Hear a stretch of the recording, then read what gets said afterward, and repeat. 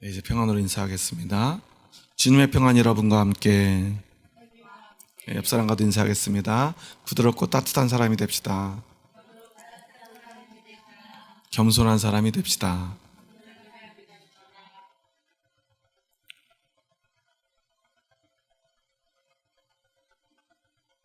이제 완연한 가을이 된 것 같습니다. 길고 긴 여러분을 지나고 이제 추수의 계절이죠. 우리 인생도 언젠가는 추수의 계절이 올 것입니다. 밭에 심겨진 모든 작물은 언젠가 열매를 맺게 됩니다. 꽃이 피고요, 이제 열매 될 것을 우리는 기다립니다. 그리고 그 열매가 것으로 끝날 수 없고 그 열매를 반드시 두어드려야 될 것입니다. 우리 인생도 또 이 세상도 마찬가지라고 주님은 우리에게 말씀하십니다. 오늘 특별히 예수님께서는 포도 농부의 비유를 통해서 그 열매를 거두어 주님에게 바쳐야 될 것을 우리에게 말씀하고 계십니다. 오늘 우리는 우리 인생이 어디쯤 살고 있는지, 그리고 과연 우리는 오늘 이 말씀에 나오는 무들처럼 하나님의 열매를 나의 것인 것처럼 생각하며 살고 있지는 않은지 이 모습을 돌아보는 이 시간 될 수 있기를 소망합니다. 예수님은요, 오늘 유대 종교 지도자들을 앞에 무엇이 중요한지를 계속해서 이야기합니다. 원래도 비유를 말씀하시기 좋아하던 예수님께서 오늘 특별히 마태복음 21장에는 연달아 비유를 말씀을 하세요. 오늘 본문 바로 앞에서도 말씀하시는데 두 아들의 비유를 이야기하십니다. 아버지가 큰 아들에게 포도원에 가서 일하라 말합니다. 맏아들은 말합니다. 네, 아버지, 나이다. 그런데 가지 않습니다. 둘째 아들에게 말합니다. 그러니까 둘째 아들은 말합니다. 실소이다. 가기 싫습니다. 아버지, 제가 왜 가야 됩니까? 그런데 그 후에 붙이고 가서 합니다. 그럼 둘 중에 누가 아버지의 뜻대로 하였느냐고 묻습니다. 무리들은 말합니다. 둘째 아들입니다. 이야기를 통해서 예수님은 첫째 아들과 같은 유대인들, 그리고 그 종교 지도자들은 아버지에게 내가 가겠나이다 하고 가지 않은 맏아들과 같다고 말씀하신 거예요. 그런데 둘째 아들, 즉 이방인들은, 그리고 너희들이 무시하는 세리와 창기들은 우리는 가지 않겠나이다 말하였지만 결국 아버지의 명을 따랐다. 누가 아버지의 뜻대로 하느냐 묻고 있는 것입니다. 그런데 이것은 굉장히 소극적이고요, 수동적인 이야기예요. 오늘 본문 포도 농부의 비유에서는요, 농부들이 나옵니다. 엄밀히 따지면 소작농이죠. 자신의 땅에서 농사 짓는 사람들이 아니라요, 주인이 따로 있어요. 오늘 33절에 보면요, 한 집 주인이 포도원을 만들어 산울타리로 두르고 거기에 집 짜는 틀을 만들고 망대를 짓고 농부들에게 새로 주고 타국에 떠났다고 말하고 있습니다. 모든 농사 짓고요, 타작하고 또 거두어들인 다음에 집을 짤 수 있는 모든 것들을 다 준비해 놓고 새를 주었다는 거예요. 너희들은 여기서 그냥 편하게 농사 짓고 거두어들인 것 중에 일정량을 나에게 주기만 하면 된다는 것입니다. 우리나라에도 그러한 제도들이 많이 있지 않습니까? 내 땅이 아닌 남의 땅에서 농사를 지어. 그럴 때는 특정 소득의 몇 프로를 주인에게 주든지, 면 그냥 그 적당한 넓이에서 한 나지기당 또는 한 필지당 가마니의 쌀을 주인에게 주고 나머지를 자기가 갖든지 하는 방식으로 남의 논에서 농사를 짓기도 합니다. 이스라엘에도 그와 같은 방식들이 그때 널리 사용되었던 것 같아요. 예수님이 비유로 말씀하실 때는 그들이 지금 상황에서 가장 잘 알고 있는, 일상에서 너무나 잘 알려진 이야기들을 통해서 비유를 하기 때문에 이러한 방식이 유대인들에게 널리 쓰였다는 사실을 우리는 생각해 볼 수 있어요. 그런데 너무나 당연하게도 열매 맺으면 그 열매를 주인에게 바치는 것, 주인에게 드리는 것이 당연함에도 불구하고 오늘의 이야기에서는 어떤 일이 나옵니까? 열매 거둘 때가 가까움에 그 열매를 받으려고 자기 종들을 농부들에게 보냈다라고 34절에 말하고 있어요. 여기서 종들은 누구죠? 바로 주인의 사자들입니다. 종과 농부가 나와요. 그런데 우리는 그냥 얼핏 생각하면 누가 높죠? 우리가 생각하는 종은 가장 천민이죠. 농부는 평민이죠. 그런데 여기서 우리가 헷갈리면 안 되는 게요, 농부들은 소작농들입니다.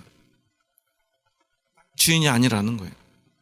그런데 종들은 물론 신분이 낮지만 보낸 사람입니까? 주인이 보낸 사람이고 주인을 대신하는 사람이죠. 그러면 농부들은 종을 어떻게 대해야 됩니까? 주인처럼 대해야 돼요. 왜냐하면 그들에게는 주인의 권한이 있기 때문이에요. 그런데 농부들이 주인이 보낸 종들에게 어떻게 했죠? 마치 주인이 종 다루듯이 그들을 대했다는 거예요. 그들을 때리고요, 죽이고요, 돌로 칩니다. 여기서 부분은 아마도 유대인들 또한 유대의 종교 지도자들, 유대의 권세 가진 자들일 것입니다. 종들은 누구입니까? 바로 하나님이 직접 보낸 선지자들입니다. 역사 속의 선지자들은 얼마나 많은 박해를 받았습니까?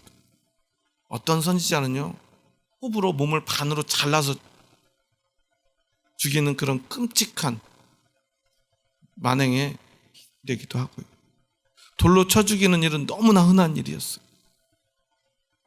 때려서 옥에 가두기도 하고요.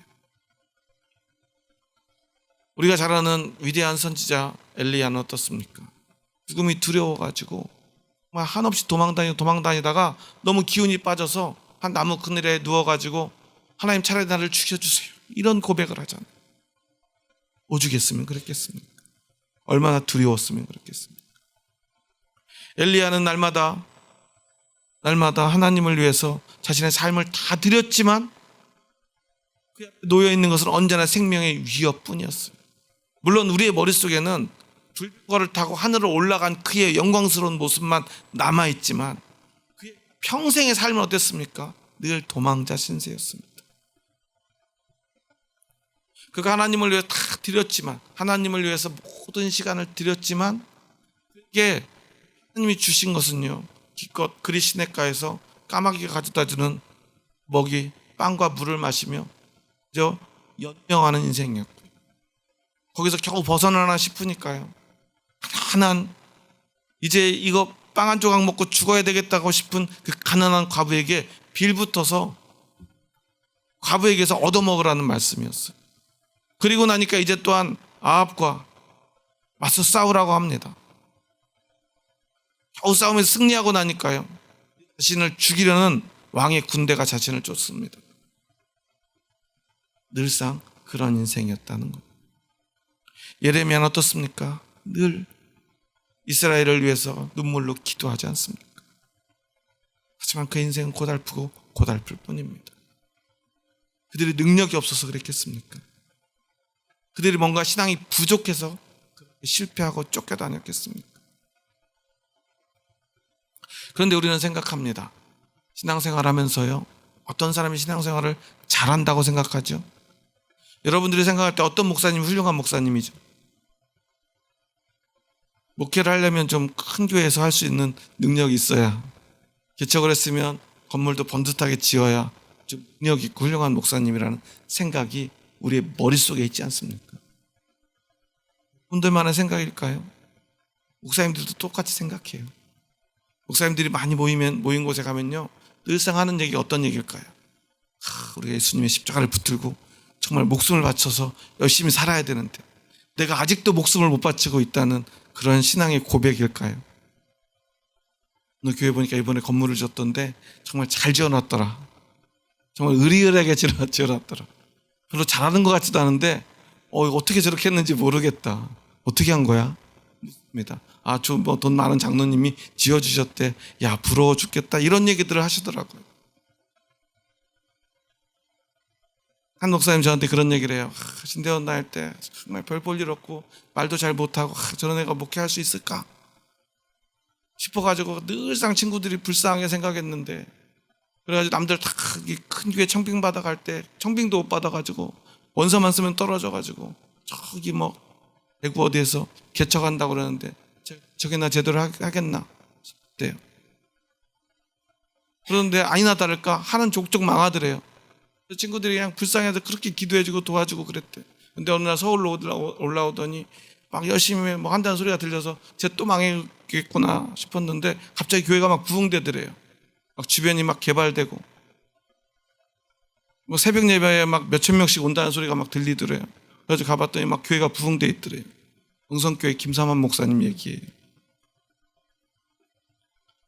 그 얘기를 하시는 목사님은 저기 여수에서 아주 크게 목회를 하시는 분인데, 신대원 다닐 때 막 그럴 때는 정말 김삼환 목사님 그렇게 불쌍하게 여겼는데 교회가 그렇게 커지고 나니까 부러워 죽겠대요. 걔가 그렇게 잘할 줄 몰랐대요. 참 하나님이 하시는 일이 신묘막측하대요. 그런데요, 그렇게 모두의 안타까움을 기도로 그렇게 세워진 그 교회가 결국은 아들에게 그 교회를 세습하고 말지 않습니까? 과연 그렇다면 하나님께 많은 걸 받고 큰 교회가 되었지만 그것을 세습했다는 것은 어떤 의미입니까? 그것이 누구의 교회입니까? 우리는 그것을 먼저 생각해 봐야 돼요. 무엇이 옳은 것이냐, 무엇이 잘한 것이냐를 우리는 따져봐야 합니다. 오늘 농부들의 모습을 보면 아주 강한 특징이 있어요. 주인이 당연한 것을 요구하러 종을 보냈는데 때리고 죽이고 돌로 칩니다. 그런데 그 주인은 얼마나 착한지요. 그러면 저 같으면 당장 군대를 데리고 가서 다 없애버릴 것 같은데 총을 보내요. 오늘 36절 말씀 함께 우리가 읽겠습니다. 다시 다른 종들을 처음보다 많이 보내니 그들에게도 그렇게 하였는지라. 이 주인, 여기 주인은 하나님이죠. 하나님은 얼마나 사랑이 많으시고 오래 참으시는지 때리고 죽이고 돌로 쳤는데요, 처음보다 더 많은 종을 보냅니다. 종을 또 보낸다는 건 어떤 의미죠? 기회를 주시는 거예요. 야, 그래도 너희가 조금 지금 잠깐 착각하는 것 같은데 괜찮아. 지금이라도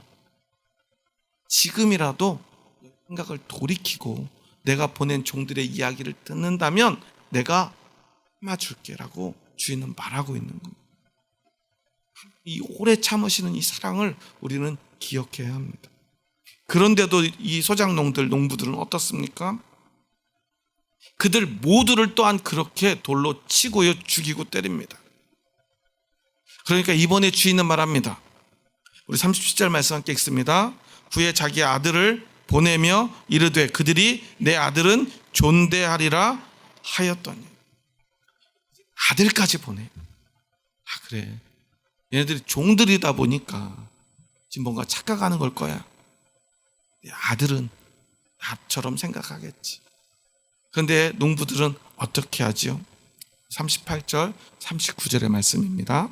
농부들이 그 아들을 보고 서로 말하되 이는 상속자니 자 죽이고 그의 유산을 차지하자 하고 이에 잡아 포도원 밖에 내쫓아 죽였느니라. 어떤 얘기를 하죠? 야, 이 상속자가 왔네. 만 죽이면 이 땅이 누구 것이 된다고 생각해요? 우리께 되지 않겠네. 그러니까 지금 열매를 주인에게 바치지 않는 이유를 여기에서 예수님은 명확하게 설명을 하고 있어요. 아들을 죽이는 것, 여기서 보면은 39절에 이에 잡아 포도원 밖에 내쫓아 죽였다고 말하죠. 자신이 어떻게 죽을지를 이렇게 이유로 이야기하시는 거예요. 예수님은 어떻게 했죠? 예루살렘 성문 밖으로 끌고 가서 골고다 언덕으로 데려가서 그 밖에서 십자가에 매달아 죽이지 않습니까? 그렇게 농부들이 하고 있다는 것입니다. 할 것이라는 거예요. 그러면 어떻게 될지는 너무나 잘 아는데요, 10절에서 예수님이 말합니다. 포도원 주인이 올 때 그 농부들을 어떻게 하겠느냐? 라고 묻습니다. 누구에게 물어요? 그곳에 있는 무리들과 장로들과 제사장들에게 물어요. 그러니까 그들이 뭐라고 대답합니까? 41절 말씀 함께 읽겠습니다. 그들이 말하되 그 악한 자들을 진멸하고 포도원은 제때의 열매를 바칠 만한 다른 농부들에게 새로 줄지니이다. 이것은 예수님이 하신 말씀이 아니죠. 누가 한 말이죠? 그들이 한 말이에요. 유대인들이 한 말입니다. 자기들이 생각해도 이런 인간은 가만둬서는 안 된다고 생각해요. 그런데 이런 인간이 누굽니까? 자신들이에요. 그것도 모르고 그들은 그렇게 이야기하는 거예요. 아니면 어떠한 제사장이나 장로들은 이게 자신들을 가르쳐서 이야기하는 것인 줄을 알았을 거예요. 하지만 그렇다고 해서 그 농부들을 가만둬야 되나라고 말할 수는 없는 거예요. 예수님은 그들 스스로 어떻게 될 것인가 그 결국을 고백하게 만듭니다. 그 정도로 그들의 죄가 너무나 명백하다는 거예요. 그럼에도 불구하고 그들이 왜 그렇게 했을까 하는 것을 우리는 생각해 보아야 합니다. 왜 그렇게 했을까요?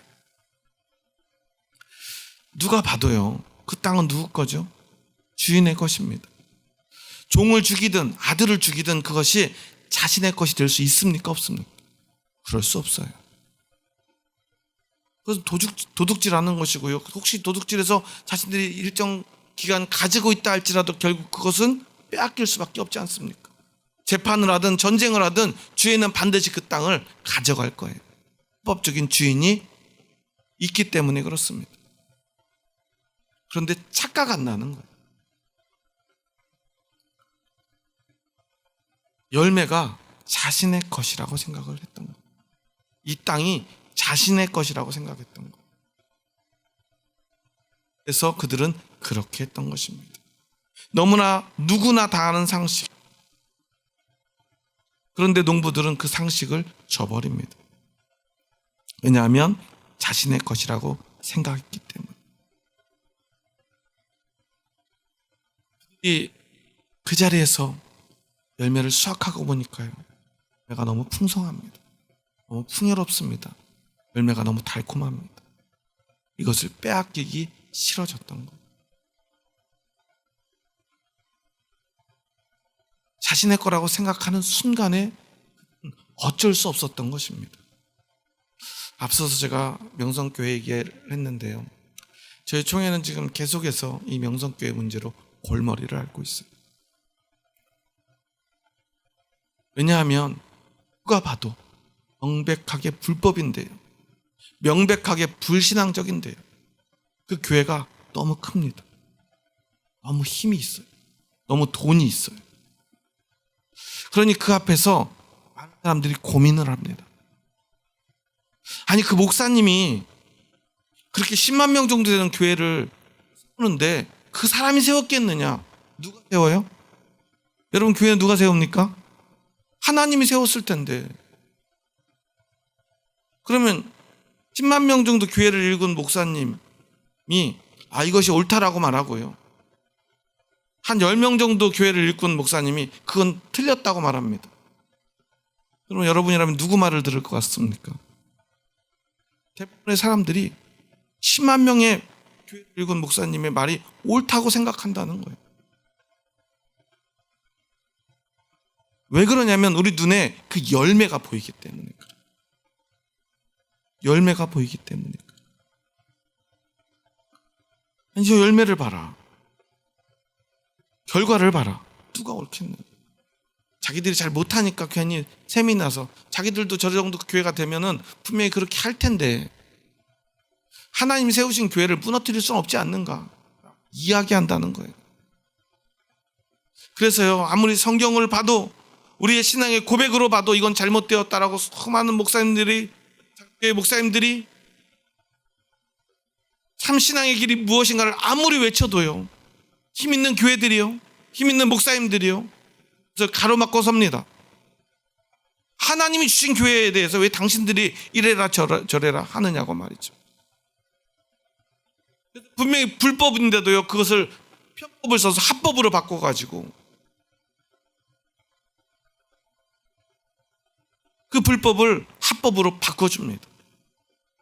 이렇게 불법을 합법으로 바꿔줬던 역사가 어디에 있었습니까? 바로 우리가 그렇게 지독히도 싫어하는 바리새인들, 제사장들, 유대의 종교 지도자들의 모습 아닙니까? 그들이 예수님을 어떻게 죽였습니까? 불법을 합법처럼 바꾸고요, 하나님의 아들을요 마치 이단의 수괴인 것처럼 바꿉니다. 강도들과 함께 십자가에 매답니다. 왜 그렇습니까? 불법을 가리기 위함이에요. 그들의 불법을 불법이라고 예수님이 말씀하셨기 때문이에요. 그들에게 너희들은 악하다라고 예수님이 말씀하셨기 때문입니다. 그런데 오늘 우리 교회가 그 길을 따라가고 있다는 것입니다. 왜냐하면 그 열매가 것이라고 생각하기 때문에. 여러분의 신앙은 어떻습니까?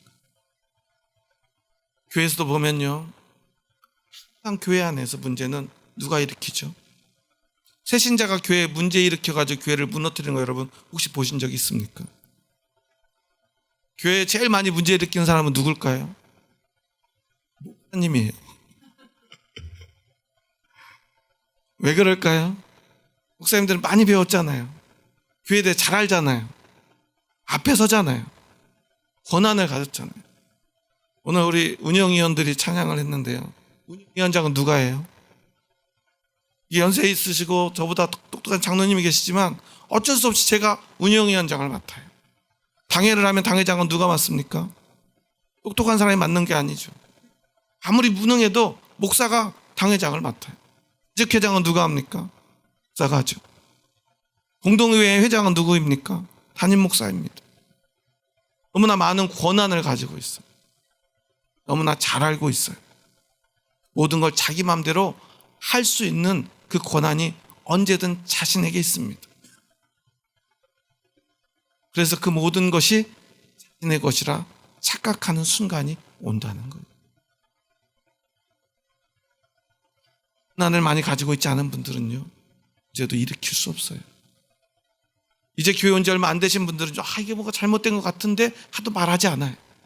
왜냐하면 이곳에 내 권한이 없다고 생각하기 때문이죠. 그런데 한 30년쯤 다니면 어때요? 나한테 이 정도 말할 권한은 있는데 라는 생각이 찾아오기 시작합니다. 그래도 성도님들 한 30년쯤 있어야 그런 생각을 하시는데, 목사들은요 한 3주만 지나도 그런 생각을 해요.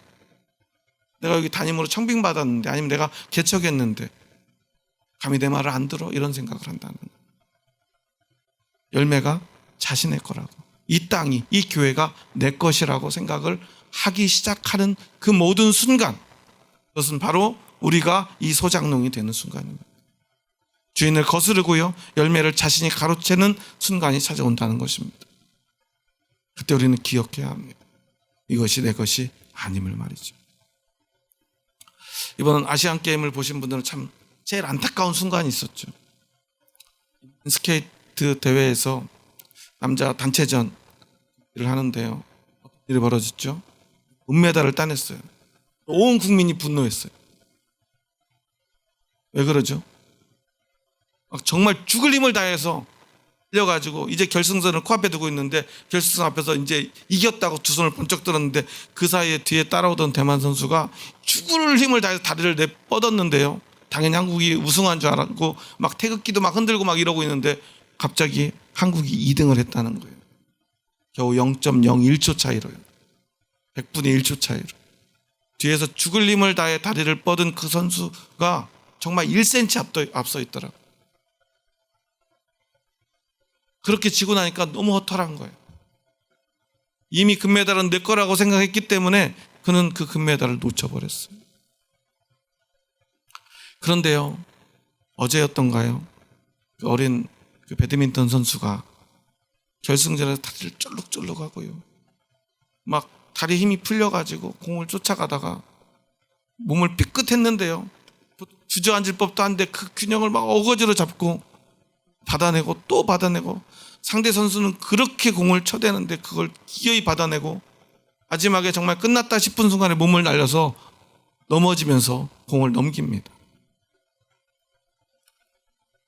사실 이 안세영 선수는 지난 2020년 도쿄올림픽에서 그 이번에 만난 천유페이 선수에게 정말 너무나 아쉽게 패하고 말았어요. 이길 수도 있었는데요. 그 전까지 온 힘을 다 쏟아내서 체력이 다 떨어지고 무릎은 망가져서 다리를 쫄룩쫄룩하며 결국 힘이 빠져서 마지막 한 샷을 바깥으로 내보내고 맙니다. 그래서 주저앉아서 펑펑 웁니다. 그때 그 선수가 한 말이 지금도 기억이 나요. 3년간 하루도 안 쉰 배드민턴, 이래도 안 됐으니 저는 포기한다고 할 줄 알았어요. 더 열심히 해야 되겠죠? 3년 동안 하루도 안 쉰 배드민턴, 이래도 안 됐으니 더 열심히 해야 되겠죠? 이렇게 이야기를 해요. 얼마나 눈물이 났겠습니까? 얼마나 힘이 들었겠습니까? 그런데 아직 자신이 갖기엔 너무나 멀고 너무나 높게 느껴졌던 그 금메달. 이제까지 한 번도 이겨보지 못한 저 천유페이라고 하는 정말 엄청난 선수가 그 앞을 가로막고 있어요. 또 이번 아시안게임에도 결국 그 선수와 결승전에서 만나게 됩니다. 이번에도 자신의 몸은 망가져 있고요. 부상당한 상태입니다. 또 지겠구나 생각합니다. 그런데 죽을 힘을 다해서 싸우고 또 싸우고 결국 승리를 거머쥐죠. 오히려 이번에는 1세트에서 정말 팽팽하게 싸우던 천유페이 선수가 2세트에서 완전히 체력이 떨어져서 거의 시합을 포기하다시피 지고 맙니다. 승리를 만끽하고 상대를 비웃을 법도 한데요. 상대를 끝까지 존중하고요. 기자회견을 하는데 정말 두 선수가 그렇게 다정할 수가 없었어요. 때로는 한국과 중국이 원수처럼 보내기도 하지만요. 정말 최선을 다해 싸운 두 선수가 아름다운 기자회견하는 모습을 보면서 얼마나 흐뭇했는지 모릅니다. 그런데요, 그의 금메달을 보면서 생각한 게 있습니다.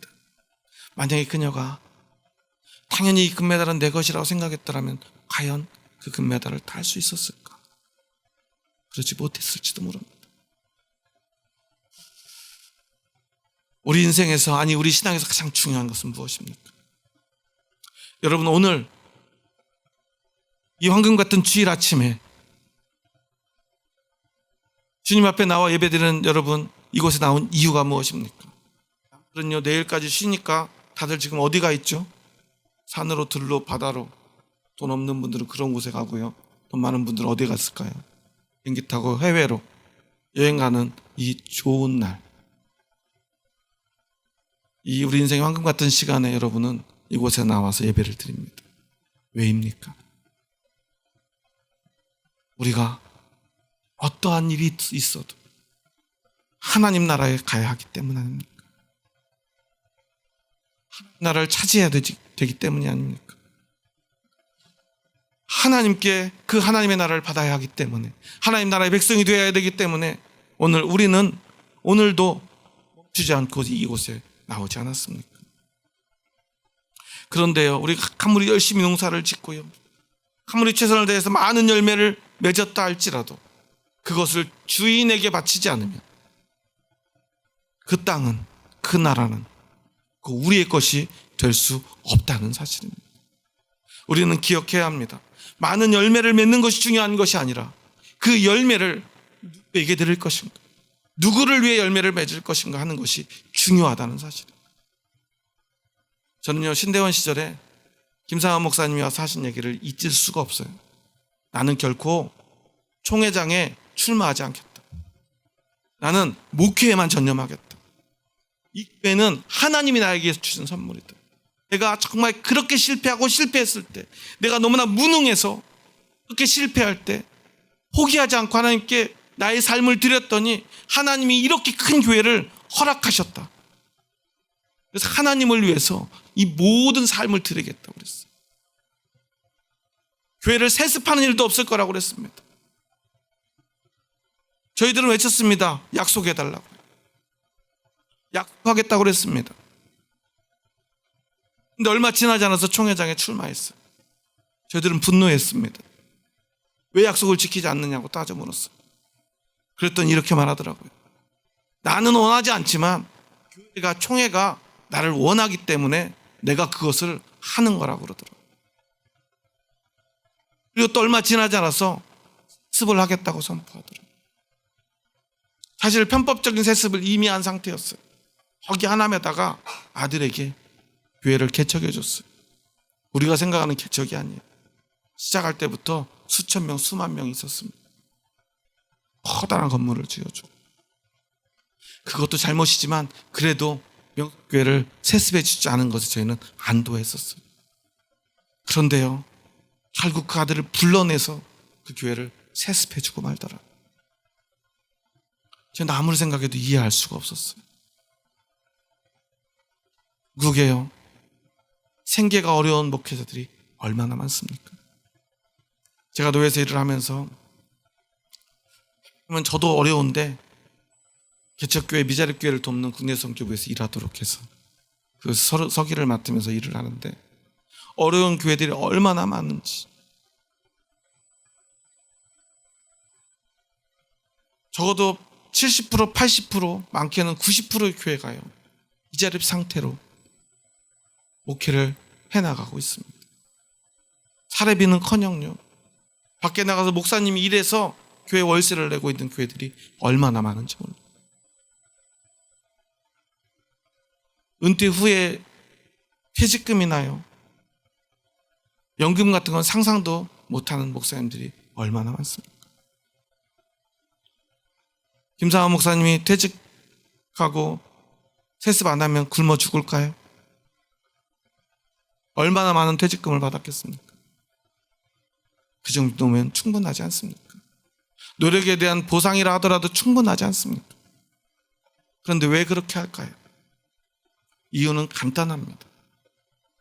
저는 불신앙 때문이라고 믿습니다. 불신앙의 결과는 무엇이죠? 우리는 기억해야 돼요. 목사는 다 구원받을까요? 장로는 다 구원받을까요? 그래서 열심히 헌신하고 봉사하면 다 구원받는 것일까요? 오늘 주님은 우리에게 분명히 가르쳐 주십니다. 우리 42절 말씀 함께 읽습니다. 예수께서 이르시되 너희가 성경에 건축자들이 버린 돌이 모퉁이의 머릿돌이 되었나니 이것은 주로 말미암아 된 것이요 우리 눈에 기이하도다 함을 읽어본 일이 없느냐. 너무나 많이 들어본 말씀 아닙니까? 건축자들의 버린 돌이 모퉁이의 머릿돌이 되었다. 유대의 지도자들은 예수님을 마치 버린 돌처럼 버리고 죽였습니다. 하지만 이방인들은 오히려 예수님이 어떤 분인지를 알고 그 예수님을 머릿돌 삼아 그들은 하나님의 성전을 건축하기 시작합니다. 그 건축한 하나님의 성전이 바로 오늘 우리의 교회인 것입니다. 교회는 바로 예수 그리스도로만, 예수 그리스도를 머릿돌로 삼은 자들, 이 모든 것의 가장 기초로 가장 중요한 곳에 모신 사람만이 교회가 될 수 있고요, 하나님께 구원받을 수 있고요, 하나님의 백성이 될 수 있다는 사실입니다. 그런데 언제든 그 머릿돌이신 예수님을 버린 돌로 만든 사람들, 오늘 그 열매가 자신의 것이냐 착각하며 공들을 죽이고 아들까지 죽인 자들, 그들은 하나님께서 반드시 심판하시되 진멸하실 것입니다. 그들의 입술로 말한 그대로 말이죠. 그리고 그 고백은 예수님 떠나시고 AD 70년경에 그들에게 그대로 이루어집니다. 예루살렘 성은요, 돌 위에 돌 하나도 남지 않고 완전히 부서져 버립니다. 그들이 하나님의 성전이라고, 그래서 결코 멸망하지 않을 것이라고 믿었던 예루살렘 성전이 말이죠, 그 돌멩이가 하나님이 아니라는 사실을 우리는 기억해야 합니다. 그 돌덩이가, 그 돌로 지은 그 성이, 그 전이 아무리 아름답더라도 열매가, 그 성이, 그 땅이 자신의 것이라 생각하는 순간 하나님의 심판을 면할 수 없다는 사실입니다. 저는 훌륭한 많은 목사님들이 말년에 타락하는 것을 너무나 많이 보았습니다. 새벽을 깨우리라고 외쳤던 김진우 목사님 지금의 모습은 어떻습니까? 그렇게 간절히 기도했던 김상환 목사님은 어떻습니까? 결국 그들은 믿음을 저버린 것입니다. 예수님을 건축자의 버린 돌로 만든 것입니다. 그 모든 열매가 자신의 것이라고 착각한 것입니다. 주인도 필요 없습니다. 땅은 내 것이고 열매는 내가 맺은 거라고 생각하는 것입니다. 하지만 그 땅은 주님의 것이고 그 열매는 하나님의 것입니다. 결코 우리의 것이 될 수 없어요. 우리는 물론 열매를 많이 맺어야 합니다. 열심히 맺어야 합니다. 아름다운 열매를 맺어야 하고요, 달콤한 열매를 맺어야 합니다. 풍성한 열매를 수확해야 합니다. 하지만 그 열매는 반드시 주인을 위해 맺혀져야 하고 수확되어야 합니다. 나의 것이 될 수 없다는 것입니다. 우리의 신앙생활이 마찬가지입니다. 여러분은 무엇을 위해, 누구를 위해 열심히 신앙생활을 하고 계십니까? 너무나 많은 사람들이요, 자신의 욕심을 위해서 그 신앙을 이용하고 있지 않은지 우리는 돌아보아야 합니다. 교회는, 신앙은 열심히 하는 것이 맞습니다. 앞에서 이야기한 안세영 선수와 같이 정말 최선을 다해 뛰는 것, 그것이 바로 우리 그리스도인의 본분일 것입니다. 하지만 우리는 기억해야 합니다. 최선을 다해서 열매를 맺지만 우리는 주인을 위해 열매 맺는 자입니다. 그럴 수 있다면 주인은 어쩌면 우리에게 그 땅도 모두 다 돌려주고도 부족하다 이야기하실지 모릅니다. 예수님은, 아니 하나님은 우리에게 예수님을 보내주신 거예요. 어쩌면 그 열매의 전부이신 예수님, 내가 너희에게 가장 좋은 열매를 주자면 너희는 그 열매를 가슴에 품고 살아가면 되는데 너희는 왜 그러지 못해? 왜 예수 그리스도가 열매입니까? 왜 예수 그리스도를 믿는 자는 열매를 자신의 것으로 생각하지 않고 주인에게 드릴 수 있습니까? 그 열매이신 예수 그리스도의 삶이 그것을 이야기합니다. 그는 하나님의 아들임에도 어떤 것도 자신의 것으로 생각하지 않습니다. 자신의 권한으로 여기지 않습니다. 하나님과 똑같은 본체를 가지고 계시지만 오히려 자기를 비워서 종의 형체를 가지시고요, 자기를 죽여 하나님의 뜻을 이룹니다. 십자가를 지지 않을 능력이 있었지만 스스로 십자가의 길을 향해 나아가십니다. 우리는 그 예수님을 믿는 사람들 아닙니까? 우리는 어디로 가야 합니까? 더 부자 되어야 합니까? 더 성공해야 됩니까? 모든 꿈을 이루는 것입니까? 우리 그리스도인들은 세상 사람들과는 다른 길을 걸어가야 합니다. 그건 바로 십자가의 길입니다. 십자가를 지지 않고 예수 그리스도를 믿는다는 그 입술의 고백만으로 우리가 구원받을 거라 착각해서는 안 되는 것입니다. 누구보다 그걸 잘한 사람들이 있습니다. 바리새인들입니다. 그들만큼 말씀을 잘하는 사람이 있습니까? 여러분 중에 바리새인들보다 제 율법을 더 잘한다 자신할 수 있는 사람이 있으십니까? 저도 정말 열심히 공부했지만 바리새인들이 공부하고요, 사두개인들이 공부하고요, 제사장들이 공부한 걸 보면요, 아, 우리는 따라갈 수 없구나 하는 절망에 빠지게 됩니다. 하지만 그렇게 열심히 말씀을 쫓았던 그들의 결국은 무엇이었습니까? 그들은 그 열매를 자신의 것으로 삼았기 때문에 그들은 멸망할 수밖에 없습니다. 오늘 너무나 많은 그리스도인들이요, 유대인들 하면 대단한 사람들로 생각합니다. 하지만 오늘의 유대인들은 결코 하나님의 백성이 아니라는 사실을 우리는 기억해야 합니다. 그들은 이미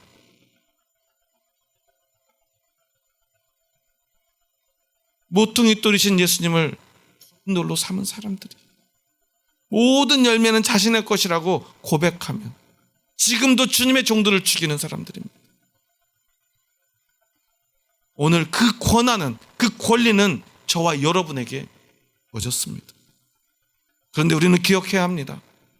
오늘이라도 하나님은 그것을 우리에게서 거두어 가실 수 있다는 사실을 말입니다. 오늘 마지막 42절과 43절의 말씀을 함께 읽습니다. 예수께서 이르시되 너희가 성경에 건축자들이 버린 돌이 모퉁이의 머릿돌이 되었나니 이것은 주로 말미암아 된 것이요 우리 눈에 기이하도다 함을 읽어본 일이 없느냐. 그러므로 내가 너희에게 이르노니 하나님의 나라를 너희는 빼앗기고 그 나라에 열매 맺는 백성이 받으리라. 선민, 하나님께 선택된 민족이요 하나님 나라의 백성이었던 이스라엘 백성들은 이제 하나님의 나라를 너희는 빼앗기고, 누가 그 나라를 갖게 됩니까? 열매 맺는 백성, 그냥 열매 맺는 백성이 아니라 오직 주인을 위해 열매 맺는 백성. 그 열매를 주님께 드릴 수 있는 백성에게 주님은 주시겠다고 약속하셨습니다. 또한 그 열매의 주인은 누구입니까? 오직 예수 그리스도, 십자가를 지신 예수 그리스도이심을 우리는 기억해야 합니다. 그래서 그 열매 맺는 자는 오직 십자가를 지는 자임을 기억하시기 바랍니다. 여러분, 기억하시기 바랍니다. 나를 위해 아무리 열심히 열매 맺은 듯 하나님의 나라가 자신의 것이 될 수 없음을 기억하시기 바랍니다. 여러분, 오늘 하나님 앞에 나온 여러분의 발걸음을 하나님은 축복하실 것입니다. 하지만 그 발걸음이 자신을 위한 것이 된 순간 우리는 하나님께 버려질 수밖에 없습니다. 심판받을 수밖에 없습니다. 하지만 작은 한 번의 걸음이라도 주님을 위한 것이라면 주님은 그것을 기뻐할 것입니다. 우리는 달란트의 비유를 기억하지 않습니까? 한 달란트 받은 자가 적게 남겼기 때문이거나 게을러서가 아닙니다. 아무리 적은 거라도 그가 주인을 위해 그것을 남겼더라면 그는 주인에게 착하고 충성된 종이라 칭찬받았을 것입니다. 우리는 많은 일을 해도 되고요, 많은 일을 하지 못해도 괜찮습니다. 하지만 그 일을 위해, 그 일을 누구를 위해 하는가는 결코 잊어서는 안 됩니다. 우리는 개인은 다 차이가 있습니다. 그 결과에도 차이가 있습니다. 때로는 열심히 하는 사람, 잘하는 사람 보면 부끄러울 때가 있죠. 하지만 여러분, 부끄러워하지 마십시오. 진짜 부끄러운 것은 그런 것이 아니기 때문입니다. 우리가 작은 거라도 주님을 위해 남긴다, 주님을 위해 열매 맺는다면 주님은 그것을 기뻐하십니다. 기뻐 받으십니다. 아무리 많은 것 남긴들 자신을 위한 열매는 하나님의 진노뿐 결코 하나님의 기쁨이 될 수 없음을 여러분 기억하시기 바랍니다. 적어도 오늘 이 소중한 날, 여러분의 삶의 가장 중요한 한 조각 이 시간을 주님을 위해 드린 여러분의 이 예배를 하나님은 기뻐하시는 줄 믿습니다. 작지만 하나님을 위해 오늘도 열매 맺는 여러분의 삶을 하나님은 기뻐하시는 줄 믿습니다. 남들보다 더 잘하지 못하지만 그것만이라도 주님께 드리고자 하는 여러분의 신앙은 기뻐하시는 줄 믿습니다. 여러분, 우리 이 믿음 잃어버리지 맙시다. 주님의 날까지 끝까지 포기하지 말고 우리 함께 그 길을 갑시다. 혹시 제가 하나님 앞에서 우리 함께 맺은 열매를 내 것인 양 착각한다면 여러분도 저에게 말씀해 주십시오. 목사님, 그러면 안 됩니다. 그럴 수 없습니다. 라고 말이죠. 그래야 합니다. 그래야만 우리는 함께 하나님 나라에 갈 수 있지 않습니까? 저도 여러분에게 말씀드리겠습니다. 언제든 여러분이 혹시라도 그 열매가 내 것인 양 착각한다면 저는 이곳에서 최선을 다해 여러분에게 말씀드리겠습니다. 그 조그만 열매 내가 가져서 하나님께 버림받는다면 그 인생이 무엇이 되겠습니까? 하지만 부족하더라도 하나님께 드려지는 열매가 나에게 있다면, 그럴 수만 있다면 충분하지 않겠습니까? 여러분을 오늘 이곳에 부르신 이유가 있다고 저는 믿습니다.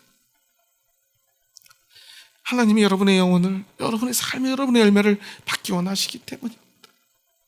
우리 함께 끝까지 그 열매를 주님께만 드립시다.